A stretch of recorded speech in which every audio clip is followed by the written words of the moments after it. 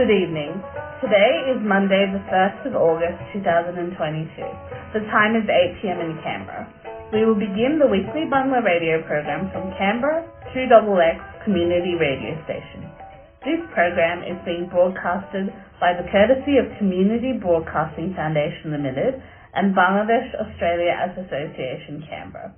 Every Monday at 8 p.m, the program is broadcasted on FM 98.3 MHz. Tonight, the program is presented by me, Adiba Ahmed, and me, Adin Zahid. Tonight's program contains the topic of weddings. Weddings, because it's wedding season. It's wedding season for us right now.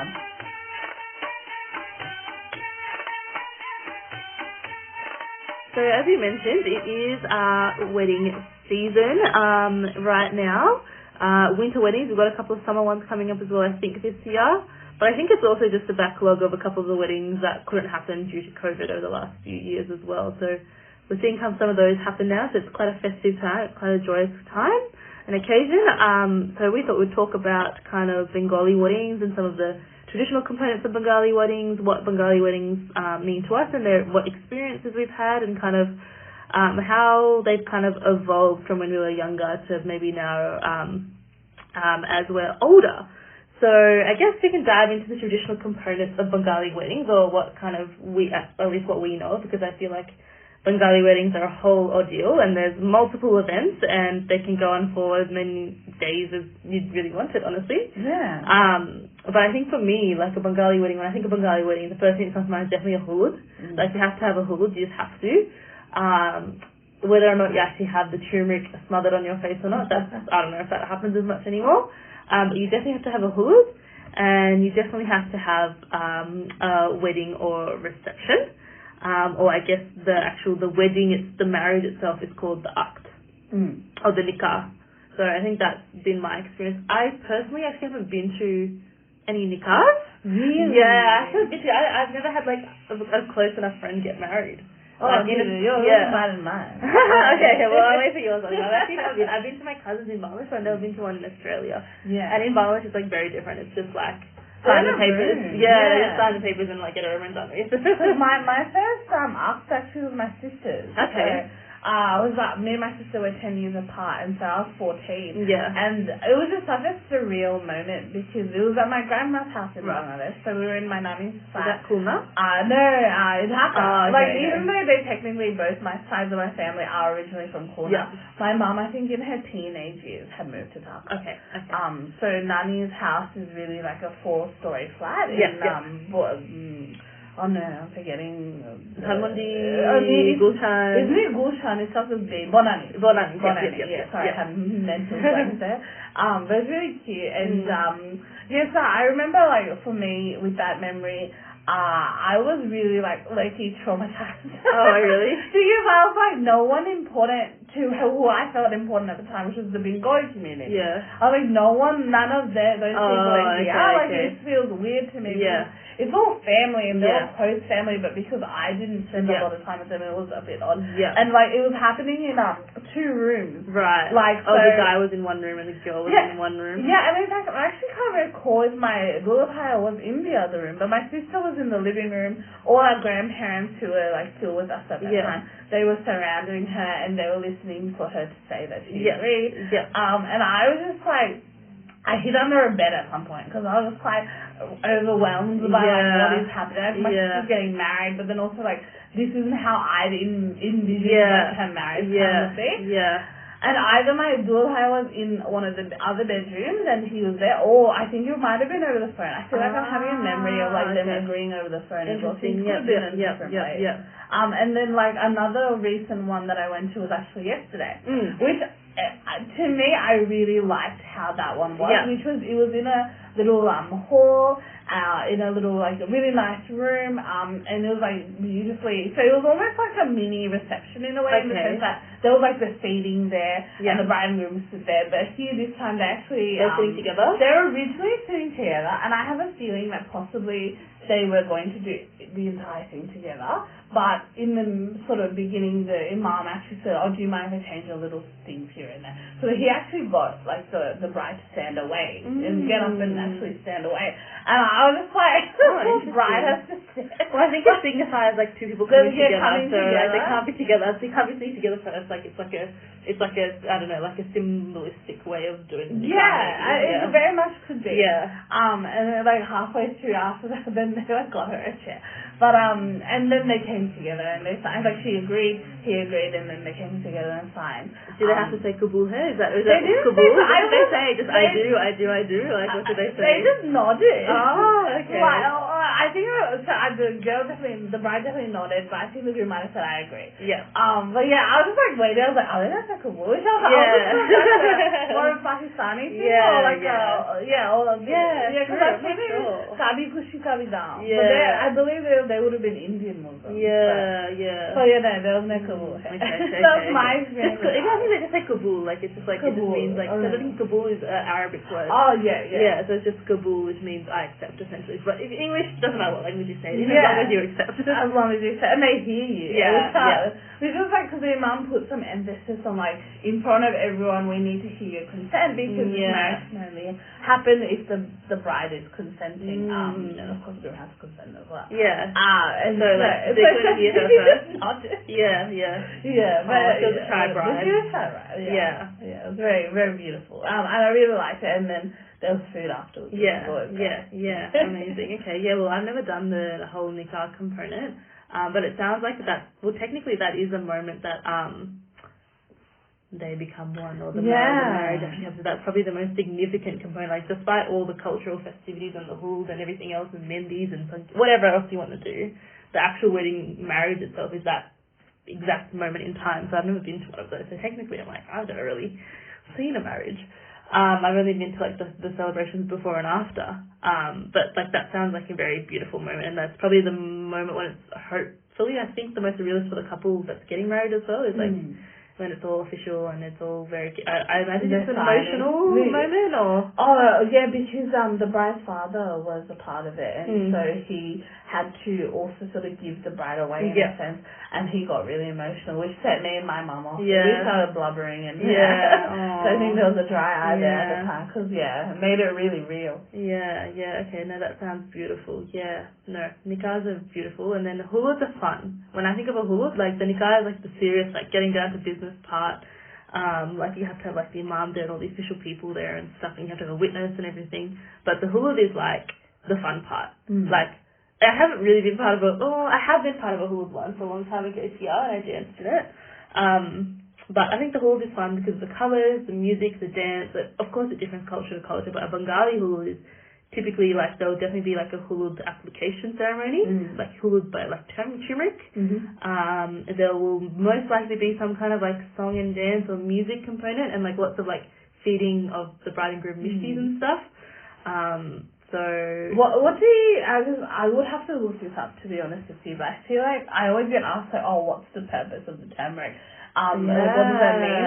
And what does it signify? And I feel like anytime I've asked like my family, they've been like, it's like basically just well wishing the bride and groom, and like sort of you're putting it on their face to hope that they have like a happy marriage, but like it's also to make their skin healthy and stuff like that. So it's like all just positive vibes. That's what I actually don't know the actual significance of the turmeric. I actually don't know, but I guess it gives you good skin. But there are some people, like when my cousin got married in Bangladesh, he actually didn't have like actual turmeric because he had like an allergy or something. So they just like mixed like a I don't know what it was, but there's like turmeric or hulud alternatives these days that you can get for people that like they feel like the yellow stem or the yellow cast. So there's ones that you can get these days that aren't actual turmeric, but it gives off the effect that it's turmeric, but it's not actually. That's so cool. I like that. That's very inclusive. I appreciate that. So he didn't actually use turmeric. They just used some other kind of paint or dye kind of thing, and did that. I had just to share a memory, at one of my older cousins' weddings in Bangladesh, because he'd lost his hair. But basically there was like a huge bowl of the turmeric that everyone was taking. So in the beginning when we were taking photos, I picked up the bowl and I put it on his hair. Oh my goodness. But like it didn't fall, like I didn't think it would. But like it had like this yellow circle.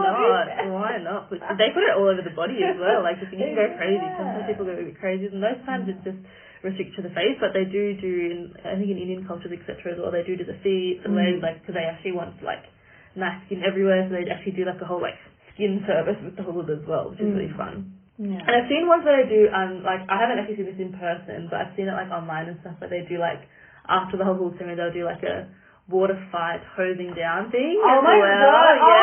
Yeah. I think Katrina's wedding had. Oh, did it? Yeah. Yeah. So, because it's just like you do the hulud, you get all messy, but like let's just have a bit of fun, like getting clean again as well, and like just having, and they just make like a water fight event or like thing out of it. It'd be really fun. That'd be so fun. I haven't seen it, but I think that's really cool. And I've also seen like some people, because like the huluds signify like the event of colour. I've seen people do like a wrong colour.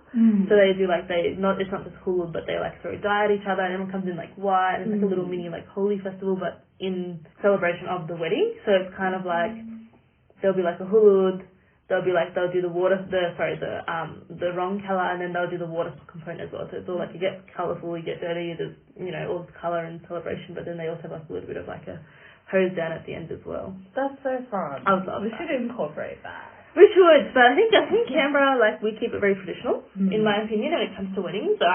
We stick to just kind of like the hulud, the aks, and the reception as that's the formal event. But like I think a recent wedding we went to, they had the one that we went to last night, which was they had a mendi, which is something that's quite modern that people are doing, and I think that's really beautiful as well, because the bride will often always get mendi, but they make an event out of it as well, and it's just another occasion to kind of get together to celebrate, to eat food. And then a buri pat, which I heard about recently as well.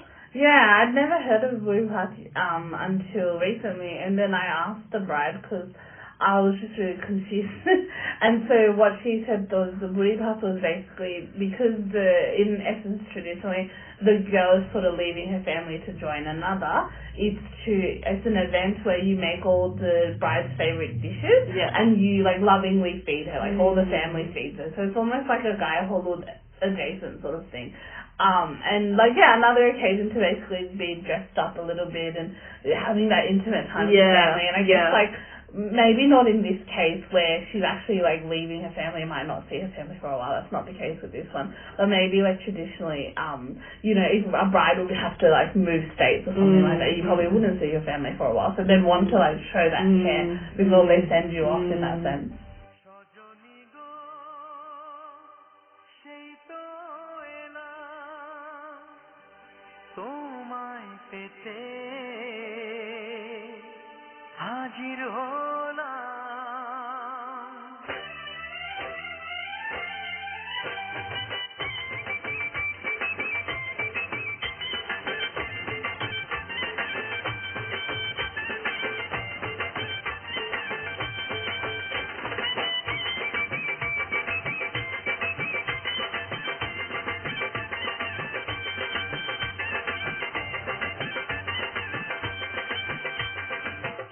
তুলে দেখো না কে এসেছে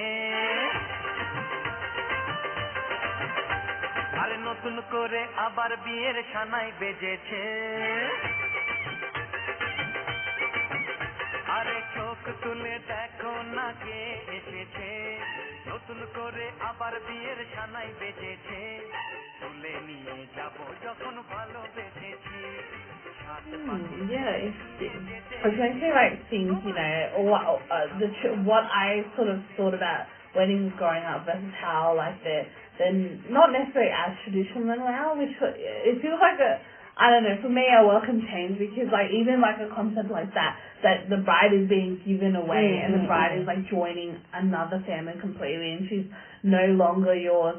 I don't think those ideas are necessarily at play nowadays, and I like more of the modern take of how things are. Yeah, I think there's definitely been a modern spin on weddings that I've been to more recently as well, but the traditional components still remain there. So in terms of like, if I was to ask you what a Bengali kind of wedding means, to me it kind of means like, there's the marriage component, the two families coming together. Lots of celebrations, lots of colour, lots of dressing up, lots of food. And that's the traditional thing, and those things kind of still stand today, but I guess the way in which it's carried out, and some of like the traditions that they have inside those events are more modernized, I guess, now. For example, like huluds, like when my mum got married, like it was very much like the girl had a hulud and the guy had a hulud. Yeah, separate. Yeah, separate. Yeah. Which is fun because you get an extra event, but now they do it together.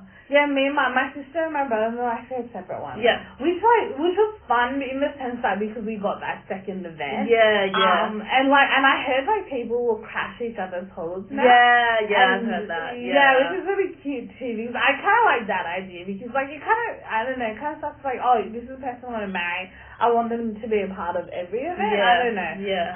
I think even my older cousin had a separate hulud too.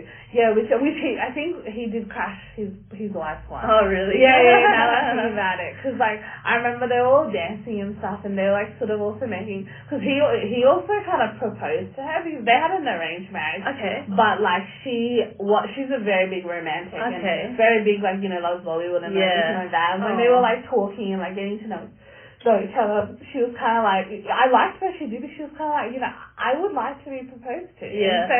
when the second time they met, I believe, overseas, like he actually like did a whole rooftop proposal for her, which was really cute, really cute. Because like obviously it wasn't necessarily like it wasn't something that they were like, no, you must do in order to marry. Yeah, I guess that's a new thing. It's a new thing, yeah, and that's something they discussed, and they were like, like yes, they might have gone down the traditional route of happening to have an arranged marriage, but like the fact that they could say to each other like, oh, this is what I would like for our union, and for it to be respected. So to have that modern take, I think, was really cool. But yeah, he ended up crashing his wife's guy Hulu. She didn't crash it. Both my cousins, actually, one of my cousins who got married in Dhaka, definitely, she had a combined hulud, and it was all like, and I like how they do this now as well, like they do like the whole like dance-off thing, like this guy is versus girl side, and like who's got like the best dance moves, or like, and so it gets a bit like competitive, it adds to the fun, and like it helps you like get to know the other side better as well. Like you have something that you can connect on others. It can be a little bit awkward, like your side and my side, and you don't really mix. But when there's like dance floor or like a bit of healthy competition on the dance floor, it allows the two families to get to know each other better as well, and like that just makes for a more enjoyable experience overall. Yeah, and it's great because then for the future events you already kind of know each other. Yeah. Rather than, because like whether it's an arranged marriage or otherwise, both sides of the family might not know each other yet. So having that dance off or that combined Sky Hulu event, you kind of get a precursor. Because I remember there was one we went to recently as well in Sydney.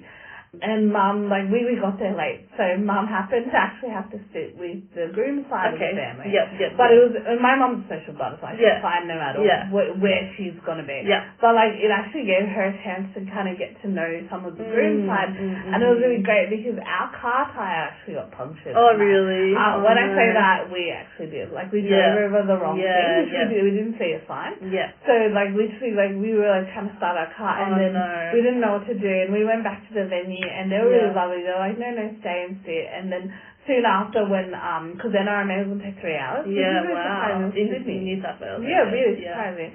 So a little bit after that, actually, two people from the groom side, this one's a bit of a confusing. I always think like, oh, we know the girl. So in this case, we happen to know the groom. Yeah. And it was the bride side of the family Mum was getting to know. Yeah. And so two people from the bride side ended up coming and helping us change the car tire. Oh, that's really nice. Yeah, that's really lovely. Yeah, that's really, really lovely. But and then they're like, in the future events, like when they came to Canberra and when we went to the reception, the same wedding, we already knew them. Yeah. And they're like, oh, you guys are the ones that helped me find tire. Yeah. And things like that happen. Like I remember going to my cousin's wedding in Bangladesh. And that in the thing, I guess this is a traditional component that maybe doesn't happen in weddings nowadays. I'm not sure if it happened yesterday, but like there's like a borpok and they have to like come to get the bride and then I love that. I love that. And the other thing I love is the shoe stealing. Did they do that yesterday? So I think they tried to do this. Oh no, sorry, I remember. They stole the groom's shoes yesterday, and then what the other side did on purpose was they knocked down the dulabhaya of the bride to steal his shoe. Oh, so that instead of a cool. money exchange, it it ended up being a shoe exchange. Right. So like you give our shoes back, we'll give you your shoes back. Exactly. But they really tackled him. Yeah. So oh it my was god, so the poor quick. guy. Like it was so quick because like They were already planning this. I don't think they planned it. I literally think it was just like instant revenge, instant recognition. Like, because I think like obviously like this tradition to steal a groom's shoes, and that was kind of done a little secretly, but then out of nowhere like that was finished, and literally immediately knocking down the door, like grabbing his knees and putting him to the table. It was really intense, but really funny as well. Really funny. Yeah. No, because like there's like this whole thing about like the Boropok coming to the wedding, and like then we weren't hand over the bride. Yeah, we were hand over the bride. The gate partner was really, really fun. Like that, because you negotiate a certain amount of money. Sometimes it's like pre-discussed, but like it's a bit of a show. Yeah. Other times like people are like, no, we demand a lot of money, and the who whole gets like the money for it, like all the bride's family. family shares the money. Yeah. And usually what it is, not usually, sorry. Commonly, what I've heard plus what I've experienced is it's kind of like ice cream money. Like then everyone will go out for like basically use that money to go out and have ice cream. Okay. So for my sister's one, actually might have been, I forget which one, my sister and my cousins, but like we got money from I think it was my sister from my daughter, and then we all went and we ate Movenpick. Oh, nice. In Bangladesh. It was really fun. Yeah. And I think Phil talked about ice cream money yesterday. Oh, okay. Yeah. I didn't know it was for ice cream. I just like knew it was just like a bit of money to spoil yourself, like wherever that may be. It's like chocolate cake, ice cream, whatever. Yeah. And by the time like you spread amongst like a large family, it's not unless you got a rich groom coming in. Oh yeah. But like getting like it could be a whole ordeal depending on how far for example, I think in this instance both the bride and the groom are from Canberra, but there can be instances where like the bride or the groom comes from like Sydney or like has to travel a bit far to get to the wedding. So like the Boropok, like getting there, like I have memories in Bangladesh, like we had to travel a bit to get to the bride, and like it was like we had like little minivans rented out, and like so like the whole family like getting like ushered into these like little minivans, and like it's like a bit of a whole sweaty journey in your shadis and stuff, and like you're just like it's bumpy, but like there's like lots of people in each of the cars, like it's not one person to a seat in Bangladesh, like it's a lot of people trying to push in, trying to get like this whole like Boropok to like the venue, and it's like and then like the tire got flat like twice, so we were late there trying to pick up the bride. So like the groom was late, but we got there, and then another tradition, I'm not sure if they did this at the nikah, they serve like the whole like goat thing. They didn't do but the thing is, funnily enough, with this family, someone else had gotten married a few years back. There was the goat thing then. I think it might have been whole chickens, because I don't think we were able to get it. A goat. But that was like at the ark. But this time that didn't happen. No, it was just like a little bit of a sort of a brunch sort of setting. They didn't do that, because with this one, like it wasn't like a lunch. Like the other experience a few years back, it was like the marriage and everything, and then like had a proper lunch. But this one's more of that style. I don't know if you happen to see a goat during the night. I don't think I saw a goat. There was goat served, but there wasn't a full goat. Full goat, but that's also like a tradition that I've seen. But I think things have evolved, and like there's definitely been an evolution of Bengali weddings to what they are now.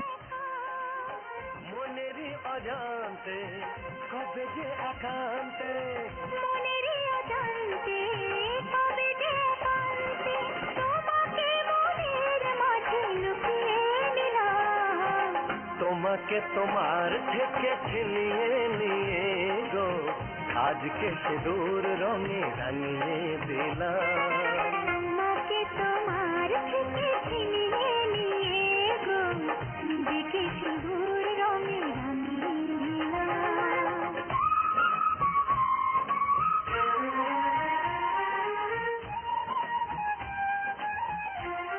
Like how would do you have anything to say on like kind of Bengali weddings have evolved in your experience or in your eyes, or what you kind of used to think of them and see them as now? I feel like growing up, number one, the biggest thing was like the whole arranged marriage part, which was just sort of expected. And hearing stories about things like my parents only meeting for a few minutes to like people who didn't even see each other and got married. Like that's such a leap of faith that like it's baffling to me, but also like really cool because like everyone knows what they're getting into. Like when you're Bengali and you happen to, I can only speak from a Bengali Muslim experience really, but like the fact that like everyone, when people are like, hey, yeah, I'm ready to get married, they actually know what they're signing up for. They're ready for commitment. And this is in the case that people who actually did like consent stuff rather than sort of, been just expected and like, I don't want to get married. But yeah, no, in this case, that's how I kind of always had heard about it growing up and like how fun the events would be and how it's all your family and being really close. And the guy haulers and seeing, I think I've seen pictures of my mum's guy haulers. Yeah, I definitely have. Such a, like, it's so beautiful to see. And they looked and it was so, like, young and skinny. Like, it was like crazy, like, how skinny my parents were at one point. Yeah. It's like the traditional Bengali thing. You get married and you get more of a healthy weight. And so very much that red wedding, that sort of traditional aspect is something I'd always sort of envisioned. But then funnily enough, because, happening to grow up in a Western culture, whenever, like, someone be like, oh yeah, you're married, the first image that would come to me actually isn't necessarily for me more of that red sari kind of thing. I'd actually like imagine more of a white peach sari and like more of, I guess, like it doesn't even matter whether I'm marrying someone who's Bengali or not. Like I think I've always sort of dreamt of it personally more as a fusion thing. So I would prefer more of a peach outfit rather than like last night the bride didn't wear red. Yeah, exactly. Like, well, I'll be happy to do one red outfit, like maybe the guy or something like that. I don't think red suits my skin tone. So like and the fact that we do get so many events and we get to have so many outfits as well in what seems to be now. And like one thing I actually totally want, I want a sangeet. Oh yeah, I really want to say, even if it's like a sangeet / mehndi, or even maybe like depending of course on money and stuff. Yeah, sangeet, mehndi, guy holi. Like I'm down, but I want people to sing. I want people to dance. Have fun. Have fun. It's such a memorable time. Exactly. Definitely. Exactly. Yeah. So that's like. So I feel like if I was to, how I would have viewed it as a kid, which would have been more of that real traditional sort of take. Whereas like now seeing that other people also have like sort of done more of more modern sort of more modern versions and stuff. So I would kind of almost want like Western fusion. But it doesn't necessarily mean like I'm marrying no Bengali. I think I'd want that no matter who my husband were to be. But hopefully he disagrees. If he comes up and he's like, no, I want full traditional Bengali wedding, I'll be like, oh, okay. I think like everything like that from what I've seen as well, like back in the day it was definitely more traditional and like you do the Bangla and it's like separate and you do the arcs and it's again very separate and you just kind of, it's not very I don't want to do my art in the bedrooms. I'm not down that. It's a lot more open. It's a lot more like not as like conservative. So I think definitely in my experience as well, it's definitely more modernized and a bit of fusion. Like we have like engagements as well. Like they're really nice as well. Like a pre-wedding celebration. So you'll have engagements and then you'll have like reception. I've seen like reception after parties, sangeets, mendis. So now it's not necessarily about like the traditional events themselves and carrying them out in the traditional way, but kind of keeping some of those traditions but adding a couple of new ones and adding each family's or each individual's like own spin on it as well. And I think like society and I've definitely enjoyed seeing like different people's takes on weddings and like how they kind of carried out, like, for you were like, oh, I'll do a sangeet, where some people were like, I won't do a sangeet, but I would do a mehndi or something, or like keep it like really, or like a wrong color maybe one day, or that'd be really nice. I will need to remember that, because I actually want that. That'd be really cool. I actually, would you say there's anything maybe from a Western wedding you might want? Because there's actually something I think I've seen the walking down the aisle. I really like seeing that. We walked my sister down the aisle. It was like 2008, and it was like a really, people were like, what is going on? I think like there happened to be an aisle, so literally like mum, dad on either side of my sister, me behind them. We walked her down the aisle to my brother. I really like that. I really like that. I like that, and like bouquets are really nice. So nice. Wedding cakes, that's like a relatively, not too new, but that's a good tradition. I think it's more taken from Western side of things. There was another one, now I'm forgetting it. I feel like the veil. Like some of the girls wear a veil and they lift the veil after the nikah is done. I like that. What else? I want a first dance. Yeah, that's nice. I want a first dance. Yeah, I like that. First dance is nice. Yeah, first dance is really nice. And then like the entries as well. Like I'm liking seeing like the entries. Like people enter before everyone would just already be in the room, but now people like the families and their bridesmaids, etc. And just having bridesmaids as well. Like because I was a bridesmaid and I definitely want them. It was a really fun experience. So it's definitely bridal shower. I was there was a bridal shower for this one. And now hens parties. When I was a bridesmaid, we did a hens away. So we were planning to do a country town. But because it was the bushfires at that time, we had to just do a Sydney one. But that was really fun. Like we went out on a cruise. Like those things like really more modern. Definitely. But like people are very accepting of them. People want them because they want to kind of have the fusion of both sides and the fusion and the new things as well. I keep thinking around the next thing I need to save up for, like, even whether it happens or not, inshallah it happens, but it's probably the way. Like, because I don't want just one event, I want everything. And I'm looking forward to it.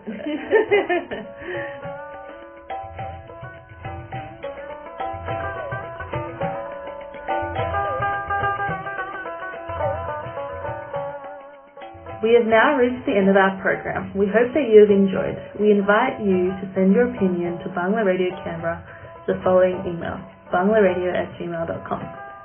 You're invited to follow Bangla Radio on Twitter and Facebook. If you join our Facebook or Twitter group, we will send you our weekly program descriptions. Our programs are archived in banglaradio.org.au website and on our new Bangla Radio Canberra YouTube channel. If you want, you can also listen to all our previous programs anytime on your mobile devices using our Bangla Radio Canberra Listen app. The Listen app is now freely available from Apple's App Store and Google Play stores. The next Bangla Radio program will be broadcasted next Monday at 8 p.m. We welcome you to join us. Wherever you are, we hope that you stay well in peace and happiness. Good night.